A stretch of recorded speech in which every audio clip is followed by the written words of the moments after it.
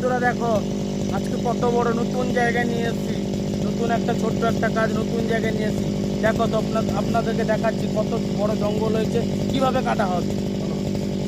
দেখো বন্ধুরা এইভাবে কিরকম কাটা হচ্ছে। দেখো বন্ধুরা দেখো